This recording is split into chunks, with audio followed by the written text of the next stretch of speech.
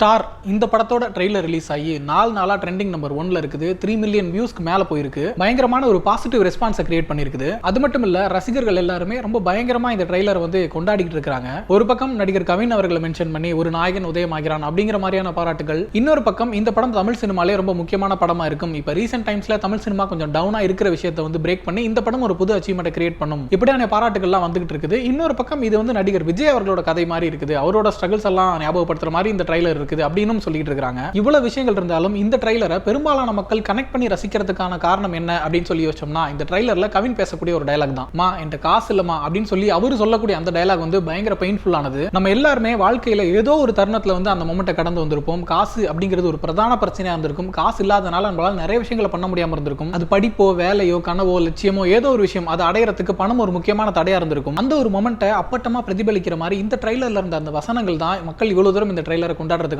காரணம். நிறைய பேர் ஈஸியா சொல்லிடுவாங்க, பணம் மட்டும் சந்தோஷத்தை கொடுத்துறாது, காசு பணத்தை தாண்டி நிறைய விஷயங்கள் இருக்கு அப்படிங்கிற மாதிரி எல்லாம். பட் அது எல்லாமே காசு பணம் அதிகமா வச்சிருக்கவங்க தான் சொல்லுவாங்க. அந்த காசு இல்லாதவங்களுக்கு தான் அதோட வலி என்னன்னு தெரியும். வாழ்க்கையில பல சூழல்கள்ல பல நேரங்கள்ல வந்து காசு தரக்கூடிய அந்த ஒரு தன்னம்பிக்கையும் தைரியத்தையும் வேற எந்த விஷயமே கொடுக்காது. அப்படி தன்னோட கனவையோ லட்சியத்தையோ நோக்கி பயணம் பண்ணிட்டு இருக்கிற ஒருத்தனுக்கு வந்து காசு எந்த அளவுக்கு தடையா இருக்கு அப்படிங்கிற விஷயங்களை வந்து இந்த ட்ரெய்லர்ல ரொம்ப அழகா காட்டியிருந்தாங்க. அடுத்ததான் இந்த ட்ரெய்லர்ல ரொம்ப இம்ப்ரெசிவா இருந்த விஷயம் என்ன அப்படின்னா, இந்த படத்துல அந்த பையனுக்கு இருக்கிற கனவு, ஒரு சாதாரண பையனுக்கு இருக்கிற கனவு, அந்த கனவு அடையறதுக்கு அவன் வந்து எவ்வளவு ஸ்ட்ரகிள்ஸ் எல்லாம் ஃபேஸ் பண்ண வேண்டியிருக்கு அப்படிங்கிற விஷயம் தான். இந்த படத்துல கவின் வந்து ஒரு ஆக்டர் ஆகணும், நடிகர் ஆகணும், ஸ்டார் ஆகணும் அப்படிங்கிற ஒரு ஆசையில் இருக்கிறாரு. ஆனா வாய்ப்பு தேடி போற நிறைய இடங்கள்ல வந்து அவருக்கு நிராகரிப்புகள், அவமானங்கள் எல்லாத்தையுமே ஃபேஸ் பண்றாரு. அந்த அவமானங்கள், காசு பணம் இல்லாம அவர் சந்திக்கிற பொருளாதார நெருக்கடி, இது எல்லாமே சேர்ந்து அவருக்குள்ள ஒரு மோட்டிவேஷனை கிரியேட் பண்ணி எப்படியாவது ஜெயிச்சே ஆகணும் அப்படிங்கிற ஒரு உத்வேகத்தை கொடுக்கும். அதை நோக்கி அவர் பயணப்படக்கூடிய அந்த ஒரு மொமெண்ட் தான் இந்த ட்ரெய்லரோட ஹை பாயிண்ட்னே சொல்லலாம். இந்த மூஞ்ச நீங்க ஒரு நாள் ஸ்கிரீன்ல பாப்பீங்கடா அப்படின்னு சொல்லிட்டு அவர் சவால் விடக்கூடிய அந்த ஒரு சீன் வந்து பயங்கர கூஸ் பம்ப்ஸாவே இருந்துச்சு. இந்த ட்ரெய்லர்ல வரக்கூடிய சில காட்சிகளையும் டயலாக்ஸையும் மென்ஷன் பண்ணி இது வந்து நடிகர் விஜய் அவர்களோட ஜர்னியா இருக்கலாம். அவரோட இனிஷியல் ஸ்டேஜஸ்ல இந்த மாதிரி அவமானங்கள்லாம் அவர் சந்திச்சிருக்காரு. அதனால இது அவரோட கதையை ரெஃப்ளெக்ட் பண்றதுக்கான வாய்ப்புகள் இருக்குன்னு சொல்லிட்டு நிறைய ரசிகர்கள் சொல்லிட்டு இருந்தாங்க. நிச்சயமா இருக்கலாம், நடிகர் விஜய் அவர்களுக்கு கண்டிப்பா அவரோட ஆரம்ப நாட்கள்ல வந்து நிறைய விமர்சனங்கள் ஃபேஸ் பண்ணாரு. அவரோட உருவத்துக்காகவும் தோற்றத்துக்காகவும் நிறைய விமர்சனங்கள் வந்துட்டு இருந்துச்சு. அதுக்காக இது முழுக்க முழுக்க விஜய் அவர்களோட கதையா இருக்கும்னா நம்ம முடிவு பண்ணிட முடியாது. ஏன்னா நிறைய நடிகர்கள் அந்த பிரச்சனை ஃபேஸ் பண்ணி இருந்திருப்பாங்க. ஈவன் தனுஷ் கூட ஆரம்ப நாட்கள்ல அவ்வளவு விமர்சனங்களை ஃபேஸ் பண்ணியிருக்காரு. ஸோ இது ஒரு சினிமா ஃபீல்டு சம்பந்தப்பட்ட கதை,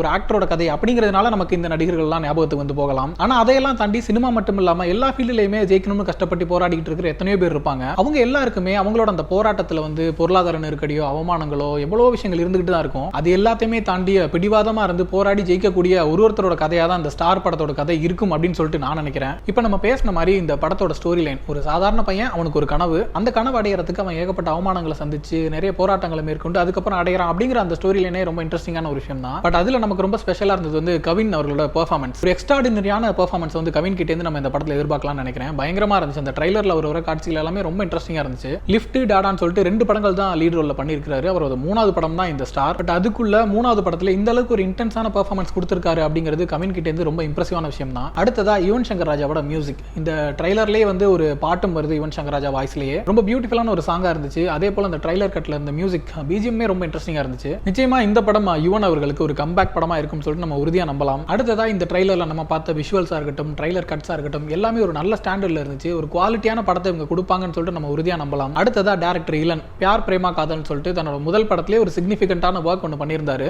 இப்போ ஸ்டார் படத்தோட ட்ரைலர் பார்க்கும்போது அவர் மேல இன்னும் நம்பிக்கை அதிகமாகுது. ஸ்டார் படம் அவருக்கு ரொம்ப பர்சனலான ஒரு ஒர்க் அப்படின்னு சொல்லியிருக்காரு. நமக்கு எந்த அளவுக்கு பர்சனலா கனெக்ட் ஆகுது அப்படிங்கறத நம்ம படம் பார்த்து தான் தெரிஞ்சுக்கணும். அடுத்ததா இப்போ ரீசென்ட் டைம்ஸ்ல, அதாவது இந்த வருஷம் ஆரம்பிச்சு இந்த 4 மாசத்துல தமிழ் சினிமா ஓரளவுக்கு டவுனா தான் இருக்குன்னு சொல்லணும். சொல்லிக்கிற அளவுக்கு எந்த படங்களும் பெரிய அளவுல போகல. அப்படியான சூழல்ல இந்த ஸ்டார் படத்தோட ட்ரைலருக்கு கிடைச்சிருக்கிற இந்த ரெஸ்பான்ஸ் வந்து ஒரு மிகப்பெரிய ஹோப்பை கொடுக்குது. நம்ம எதிர்பார்ப்புகளை பூர்த்தி செய்யற மாதிரி ஸ்டார் படம் ஒரு மிகப்பெரிய வெற்றியை பெற்றுச்சுன்னா அது தமிழ் சினிமாவுக்கு மிக முக்கியமான வெற்றியா இருக்கும். அதே போல கவின் அவர்களோட கரியர்லயுமே இது ரொம்ப முக்கியமான படமாகவும் இருக்கும். ஸ்டார் படத்தோட ட்ரைலர் உங்களுக்கு எந்த அளவுக்கு பிடிச்சிருந்துங்கிறதையும், படத்துக்கு எந்த அளவுக்கு நீங்க எதிர்பார்ப்போட இருக்கீங்க அப்படிங்கிறதையும் கமெண்ட்ல சொல்லுங்க.